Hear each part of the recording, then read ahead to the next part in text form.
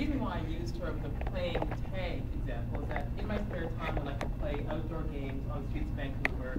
So games such as Manhunt, or it's a giant game of tag involving a lot of people, or capture the flag, where you're running around trying to tag the enemy when they come into your territory. And I think of how you're creating boundaries, you're defining rules in these existing physical environments. And that's sort of what's happening within these digital spaces, within these digital user-generated spaces involving tagging. So I see similarities between the games within physical worlds and the culture of these digital environments. So tagging is fun, it has social benefits, like urban gaming, and I'd like to discuss with you just some of the cool things I found with tagging within a couple spaces that I'm looking at. Next slide.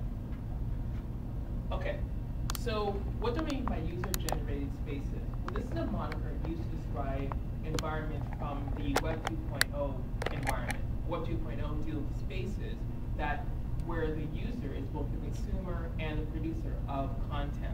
Examples are YouTube, Flickr, Facebook, and each of these sites, which you also can consider social networking sites, enable user tagging. They have a network of contacts associated with them, as well as in some cases they involve reader tagging, where the digital content such as videos and photographs can be tagged. And I'm going to be focusing my presentation on two of these spaces, Flickr and Facebook, as the culture and design of these technologies provide different affordances for tagging by their members. If you look on the left, this is just an example of sort of the fun things you can do with inside Flickr. This is one of the third-party tools called FDS Flickr Toys.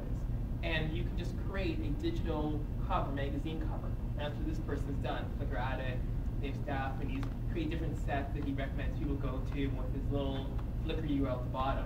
And on the right, you have Facebook. Those people here probably recognize this cover from the beginning of January, when Time recognized everyone as being Time Person of the Year. So I don't know, I didn't receive any prize in the mail, but surely I'm Person of the Year. And someone just did a mashup on Flickr with the Facebook and just put it up on their page. So my presentation is going to focus on 4 areas. The first is going to be the nature of tagging within Flickr and Facebook. I'm going to describe just a look at what was on these spaces as it's most relevant to tagging. And then I'm going to discuss the culture of these spaces as it relates to tagging, deal with issues such as ownership of tags and content related to, say, privacy. For example, I'll be discussing this within Facebook. When you tag a picture, it then goes inside the other person's profile page. There's issues with privacy regarding that. And also, I will end my presentation looking at the representations of tags within space, so personal, social, digital, and physical. Next one, please. So Flickr is a site Flickr is actually a company that was launched here in Vancouver, created by Stuart Barfield and Katrina Fake in 2004. It was bought by Yahoo in 2005. And it's a photo sharing site where the tools support online community and creativity for uploading and the sharing with their membership. You can add contacts, which you can label as friends and family if you desire, and you're also able to restrict photos to those particular groups.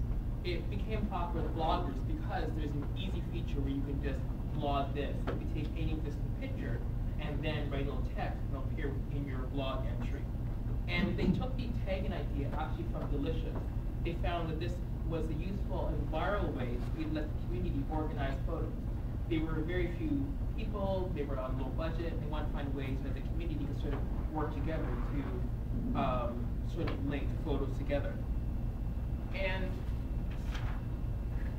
the reason for Flickr is at the core of it is this idea of tagging, the idea of sharing, retrieval, navigation, and social discovery of this user-generated content. For the default, every picture you put up is publicly viewable, although you can change that. And tags are being used as a primary tool to help people find the resources that they're seeking for. I know myself, whenever I'm doing a presentation, I just go on Flickr, put in a word, and I find pictures that are appropriate to what I'm talking about, and I just throw them up on my presentation.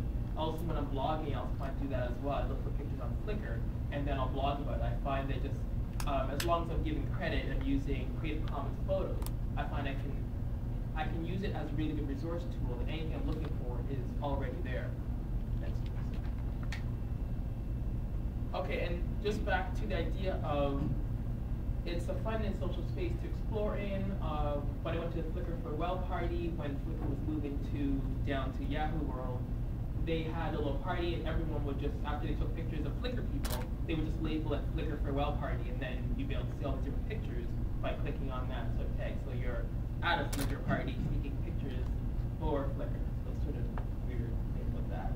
Also, Flickr's cool in the sense that if you look on the Flickr sort of label, it says Flickr Gamma, which is a way of thinking of how the community is working to sort of improve Flickr. But right now they have Flickr loves you. To sort of like say, hey, we're thinking about you type thing. It's easy to tag. There's many things to do. You can form groups, you can look at comments, look at different pictures.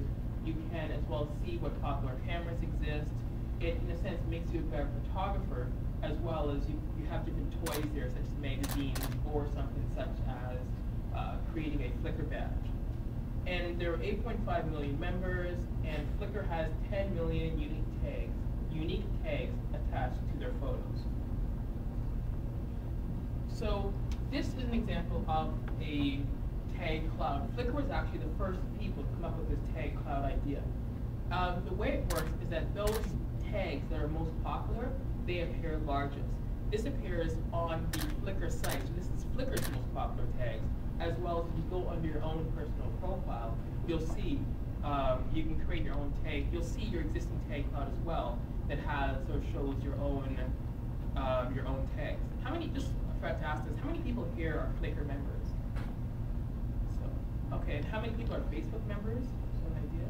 Okay, so it's fairly almost everywhere. Okay, next page, please. This is an example of the Flickr profile page. It shows you again picture, existing picture. At the top, you have home, you have you, where you can see your different pictures you've taken. You can organize your tags. That means you can organize your photos. It means you can do retagging if you want a bulk of photos. You can do things like geotag, which I'll be talking about, linking them with the location. You can look at your contacts, pictures, anyone you add, that's your contact. You then can see what pictures they've taken. You also can see what groups you're a part of, view different groups, as well as explore. And explore just means something like interestedness. So the most interesting pictures you can see, or the most interesting pictures in the last 7 days, most interesting pictures ever. So there's many different features there in order for you to sort of be more friendly with your photos. From this era as well, you can see where a photo was taken. That's further down. It'll also tell you the date the photo was taken. You can see comments if there are any existing comments associated with the picture, as well as tags and groups that people put into, the photo into. Victoria has put this into 6 different groups. Next one. So more specifically, you can see here, you can have a maximum of 70 tags associated with each photo. In addition, you also have machine tags, in a sense. Those of you that use upcoming.com, you can take an event, go into Flickr, and you can have any photos associated with the event just attached via Flickr by just putting in a little bit of code under the tag. So you just add a tag, and then you can see.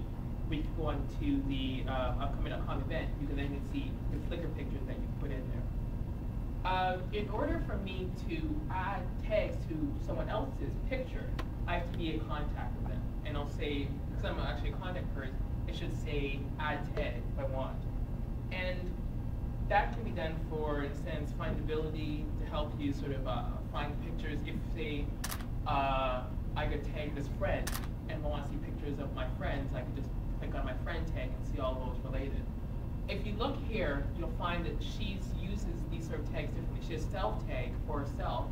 She uses things like location. She's using tags based on emotion and tags that are descriptive. As well, there are also tags she's using that don't really lead you to a picture, but once you come there, then you sort of know something about the picture. Not my usual kind of clothing, but I love it. It's something that's just more of she's describing for the people that come there.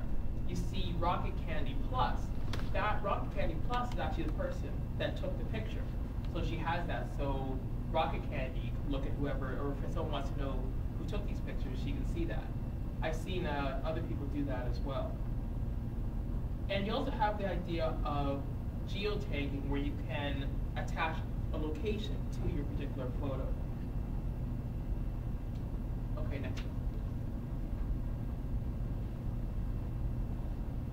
Actually, no, I'll go back. Sorry. Oh, wait, where are we? Okay, yes. So tagging then is not so much done in isolation. Within Flickr, there's many opportunities for you to organize your pictures. You have sets, groups, collections, and those are other ways you can organize content. So you don't necessarily have to use these tags. You saw before she put the pictures into these 5 different groups, and that's done in a sense to let other people know about her picture. Because people may not necessarily use a tag to find it, they may want to put it into a group. That's where you'll also find, if it's a really nice photo, or even not, people that are the administrator of the group will say, hey, can you put your photo into my group? And some of those groups are invite only. You'll also find that if you think of Flickr as being a photo storage site rather than a photo sharing site, you may find people that don't necessarily even have their pictures public. You may want to just sort of back up your photo directory that's on your computer, and you just upload pictures and just keep them all private. And you may use tags, you may not. It just depends on how you feel. So that just leads to the idea of whether people are tagging for themselves, whether they're tagging for others. Is it more important than for you to sort of get your picture out there for other people to see, and you use tags and groups to help you fulfill that, or you focus on just being able to find it for yourself?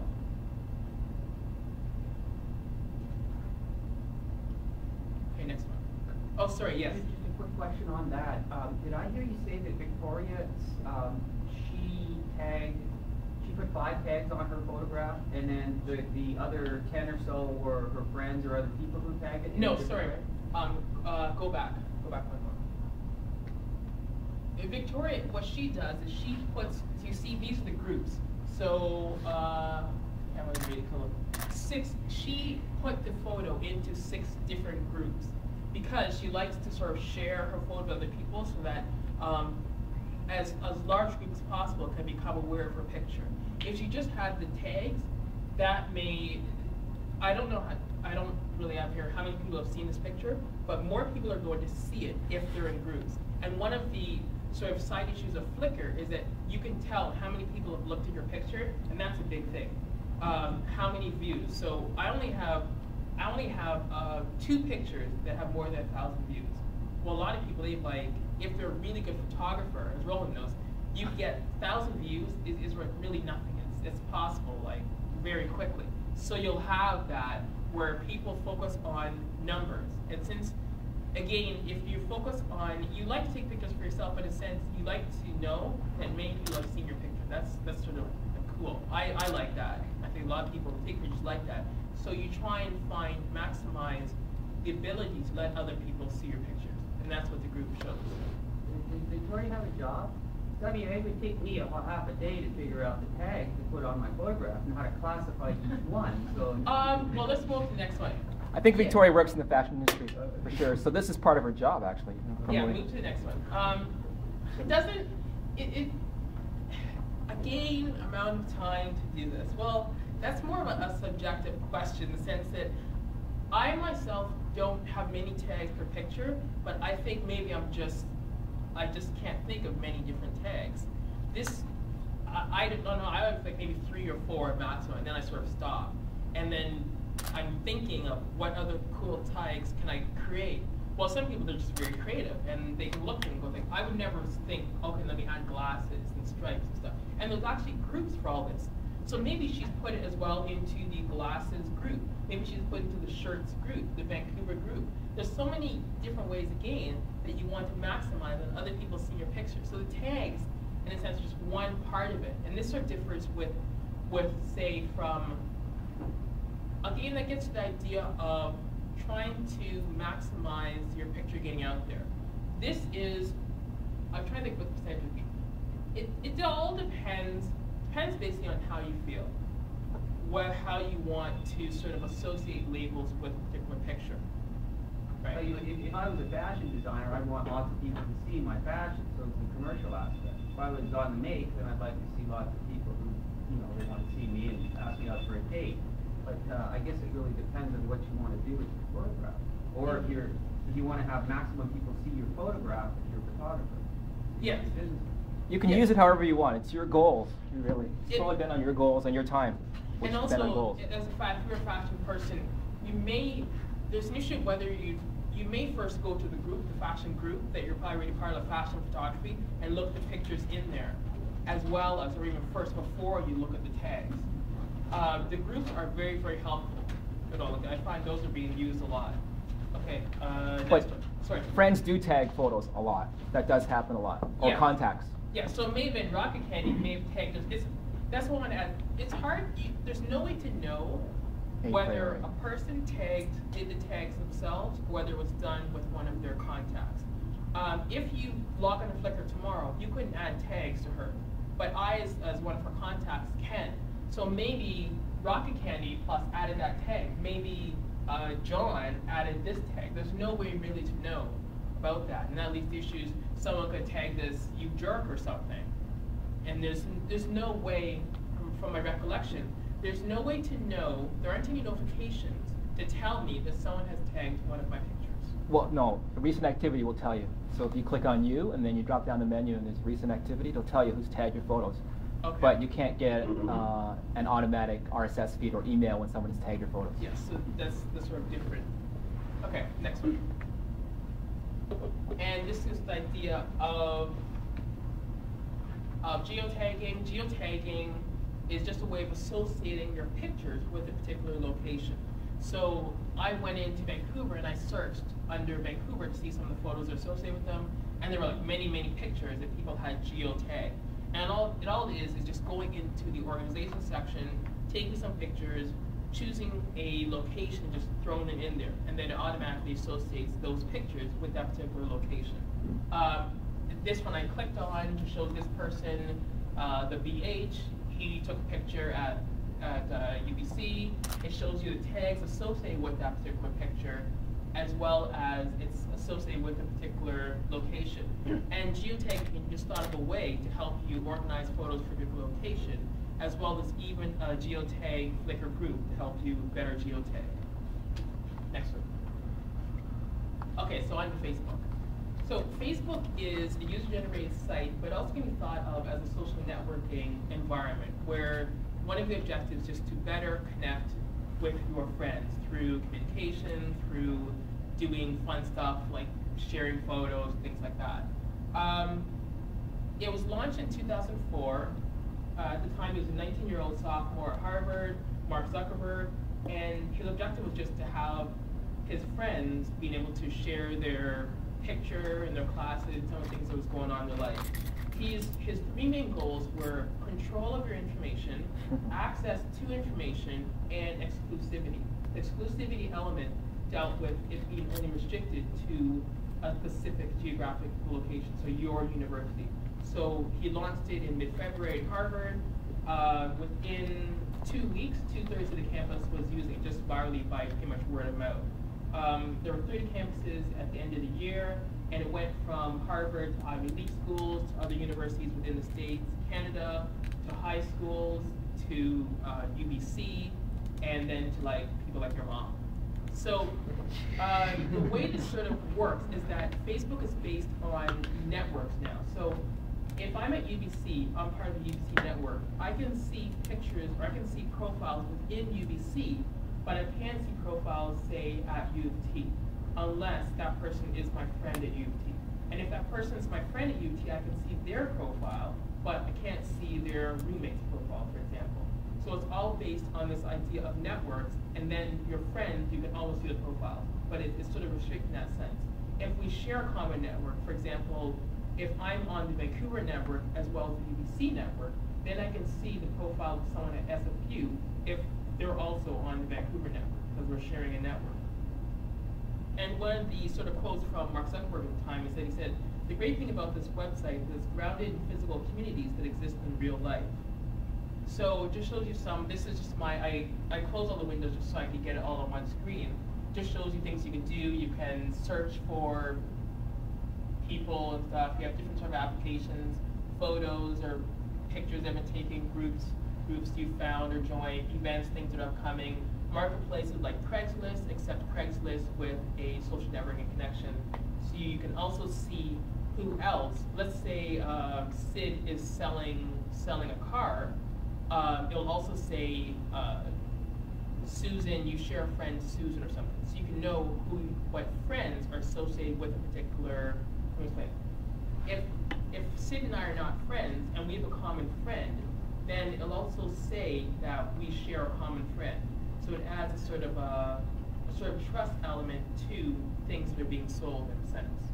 You have mobile, which deals with you can have messages onto your cell phone, and video, you can upload videos and tag the videos if you want. There are limits on the videos, and I'll be getting into that sort of deep aspect. You can see photos of you, edit your profile, UBC friends. If this is someone else's profile, it'll also show you the mutual friends that you share, the friends in other networks, photos, posted items are things you've uploaded, such as URLs that you found, things from YouTube, notes that you've written, groups you've joined, shows you what network you're on. The mini feed, any action you perform on your profile, let's say I invite a friend, let's say I add photos, that's going to appear on the mini feed. I can exit out, meaning exiting it out doesn't mean it didn't happen. Exiting out just means that it's hidden on the mini feed. Yet it'll still appear on the main feed, which is shown to all your friends when they initially log in. It's just like a main page, log into it on. Information deals with stuff like favorite movies I like, books I like, education at work, gift box. If someone decides to send me some sort of digital gift, pay $1 to say, hey, you're pretty cool, and send a little fun picture. Video, and the wall is just a scrapboard. People can write little messages like, hey, have a good day, or let's meet up for coffee or something.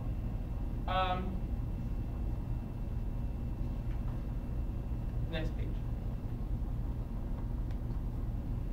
So within Facebook, there's 21 million users, approximately 2 million in Canada, 60% log in daily. It's 2 million in Canada. Becoming a common tool for connecting friends. People are using it more than email, MSN, sort of like as a common place for finding out what your friends are doing. There's 6 million photos uploaded daily, and there's 2.2 billion friends that are tagged in photos. It's the #1 site for photos with 1.7 billion. And 60 plus million are uploaded each week. So there's a lot of tagging going on with these photographs. Next one. We have another 5 minutes. Oh, really? Oh. You can do it. Okay, there's also Facebook applications where you can do cool stuff. Next one. Well, it's still 5 minutes. Yeah, yes. Okay, this is a news feed. Again, I was talking about how you can, each action you perform, each action performed by your friends will appear on the news feed. And you can see things like what group your friends created, what photos they uploaded, really cool things, birthdays, what birthdays my friends have that are upcoming that you should be aware about. It's an all-around good space to figure out what's happening with your friends. Next one. The news feed preferences, which just allows you to sort of say, you know what, I don't really care so much about photos, I want to know more about what relationships my friends are in, or I care less, I want to see more notes, and you can adjust those as well. Next one. Okay, within Facebook, there's 3 different ways to tag. There's the notes, there's photos, and there's videos. Within the notes, again, you're tagging not by content, you're tagging people. So you tag people's names. So Phillip Jeffrey, for example. This is a message that one of the notes from my friends sent out. She then tagged a group of her friends to it that she was leaving, and I can see that I'm attached to this note. It will then appear within my mini feed saying, hey, Phil has received this note. It'll also appear on the main feed, and I'll receive, say, an email notification saying that someone has written a note from me. So there's sort of linking between the person and the particular note. And at any time, I can remove my tag from this. Within the notes, I also can search for different notes that have been written about me that I've been tagged to, as well as with the notes, I can also export to my blog, or I can take my blog and import them into the notes feature. I can't tag the notes of others. Only the owner of the note can tag it. Next one. And this just shows an example of a blank note. Up here, there on the right, you just tag people in the note. Next one. Okay, this is my favorite part of Flickr. It's the tagging of photos. So you can see on the right, you have recently tagged friends, so you can see which friends have been most recently tagged. You can tag any picture you can see, and a photo request is sent to that person if, for example, you're not, so any picture you tag that's not your own, a photo request is sent to that person saying that Bob has requested that you tag, that these tags be accepted, sort of thing. There's a limit on the amount of people you can tag within a picture to 30, and even though I didn't take the picture, or even though the person is not a friend, I can tag their picture. If I took the picture, then I can tag their name, or I can tag it as an email address, and that will be sent to them so that if they want, they can join Facebook if they haven't done so already. And a minimum, photos are shared with your friends, and a maximum, they're shared with everyone. And the way to tag, if you move on to the next one,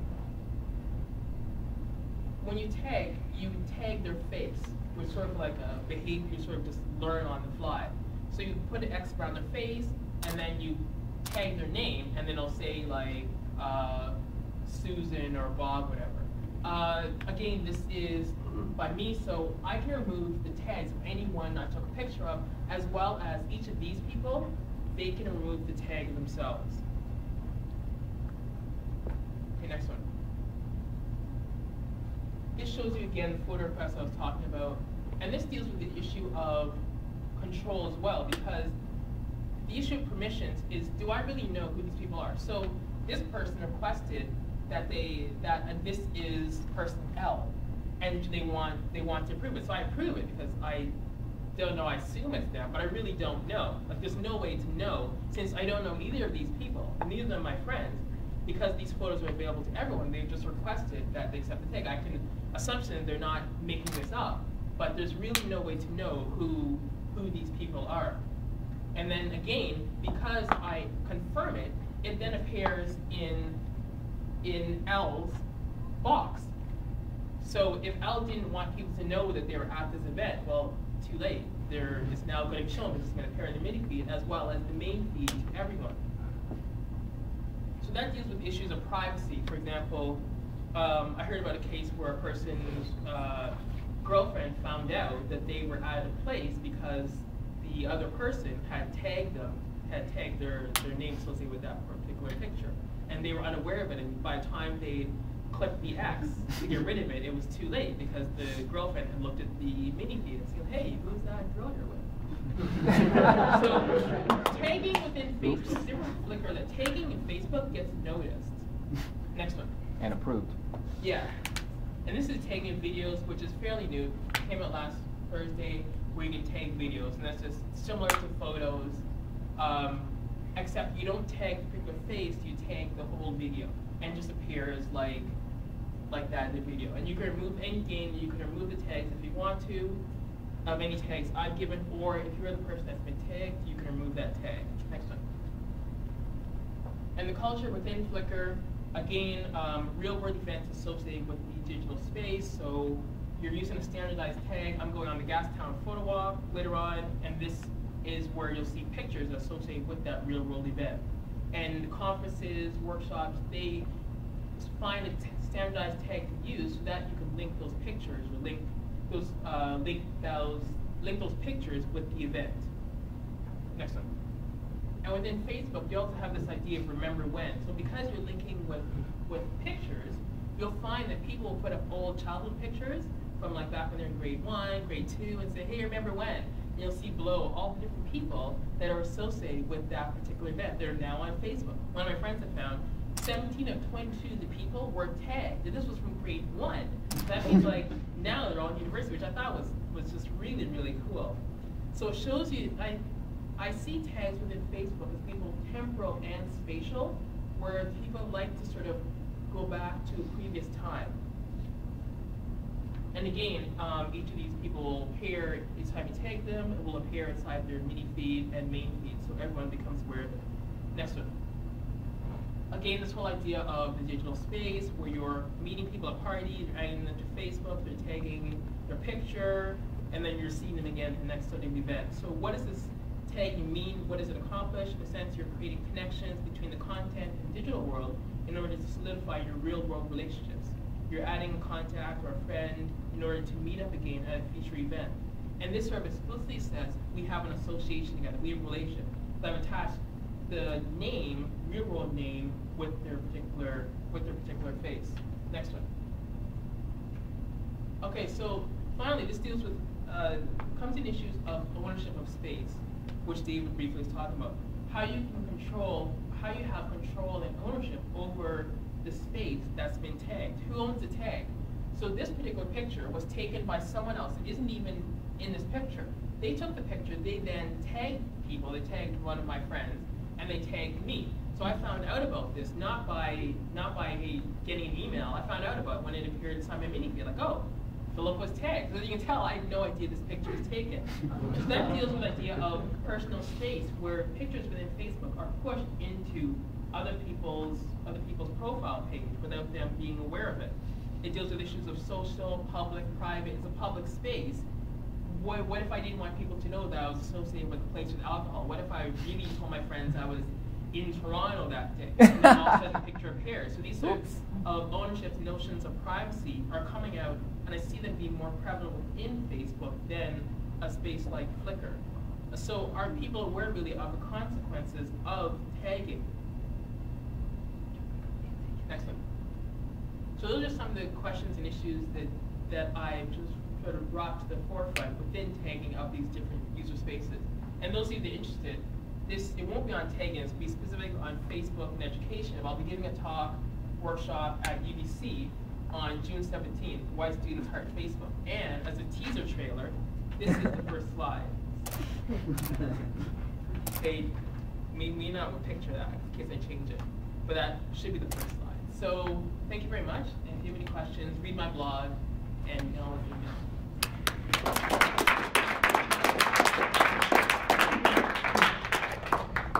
Questions? Jeffrey and Phillip, you talk about issues about ownership and some things that we need to think about. What about authenticity of images or content that people are taking? So in your example with the guy that was at a party and his girlfriend found out about it, what if another girl wanted to portray, some unreal situation that they were together and she photoshopped it? Is there some kind of way to deal with that, or have those been issues discussed in the community? What you can do is you can remove tags. So if I'm associated with tags, I can remove it, but there is no way to guarantee. There are no guarantees within these spaces, and I see that within Facebook, because you're associating real names with these people as opposed to sort of like a pseudonym. There's nothing to stop anyone from putting a picture of a monkey and then tagging Phil Jeffrey to embarrass me, like an ex-girlfriend. So there's no way, and I don't find out about that until like, well, I wouldn't find out about it until it appears on my profile page, right? So there is no. So like I was just thinking about Wiki, right? In that sense, there's this log of changes and authentication of changes or reason behind the changes. So I don't know who uploaded the picture. I can know who tagged me, because generally within Facebook, people are using their real names.